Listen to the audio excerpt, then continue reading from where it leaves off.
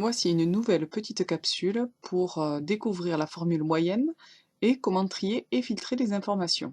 Ici, un tableur des plus classiques avec des devoirs et des calculs de moyenne pour des élèves. On pourrait tout simplement calculer la moyenne en faisant la somme des devoirs et en divisant par le nombre de devoirs. Ici, égale, entre parenthèses, C2 plus D2 plus E2 plus F2, le tout divisé par 4 devoirs.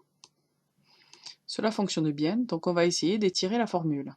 Là, on voit bien qu'il y a des messages d'erreur dus au fait que l'élève a été absent. On peut donc éliminer tout simplement la donnée absence. Ça nous calcule bien une moyenne, mais on voit bien que ça a compté 4 devoirs, alors qu'il n'en avait que 3. On va donc effacer nos formules et utiliser une formule de moyenne. Pour cela, on saisit égale moyenne et entre parenthèses, on va mettre la zone sur laquelle on compte calculer la moyenne. Donc ici, ce sera C2, F2. Petit rappel, pour une zone, on détermine la cellule en haut à gauche et la cellule en bas à droite, séparées par 2 points. On va donc pouvoir étirer cette formule de la moyenne. On voit bien maintenant que pour les élèves qui étaient absents, que la cellule soit vide ou qu'il y ait écrit absent, la moyenne est cohérente.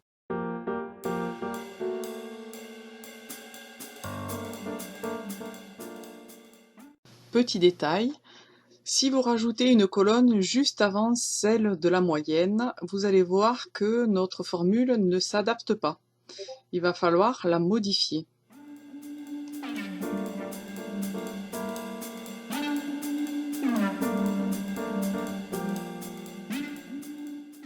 Il faut modifier la formule, par exemple en H2, en modifiant le F2 par G2, et on étire à nouveau cette formule. Par contre, en rajoutant une colonne avant la dernière colonne de la fin de zone, eh bien votre formule s'adapte totalement. Vous allez pouvoir maintenant saisir la bonne formule pour la moyenne à un contrôle. Ici, la formule sera égale moyenne, entre parenthèses, C2, C23. Ensuite, on va pouvoir étirer cette formule. Avoir 9 chiffres après la virgule est complètement inutile dans une moyenne. Donc, on va aller dans Format cellule et déterminer que 2 décimales après la virgule. On veut maintenant filtrer les données pour avoir la note la plus basse. On sélectionne toutes les notes du contrôle 1. On va dans le menu Données, Filtre et Filtre standard. Une fenêtre apparaît. On nous propose donc de filtrer les éléments de la colonne C.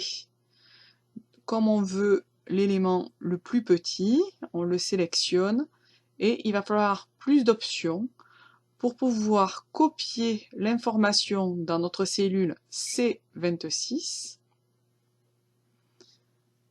et éviter les doublons s'il y a plusieurs notes basses identiques. Sinon, elles vont s'appliquer sur toutes les cellules qui suivent notre cellule C26.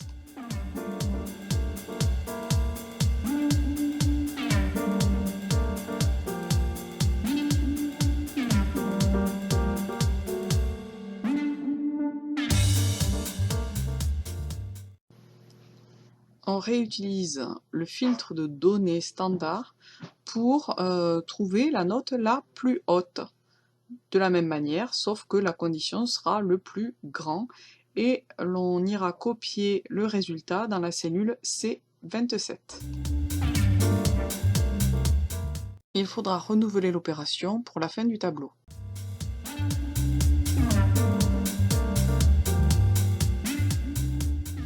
L'avantage de ce tableau automatisé, c'est lorsque l'on s'est trompé d'une note, tout se recalcule automatiquement. Et on pourra réutiliser ce tableau pour le deuxième trimestre, par exemple.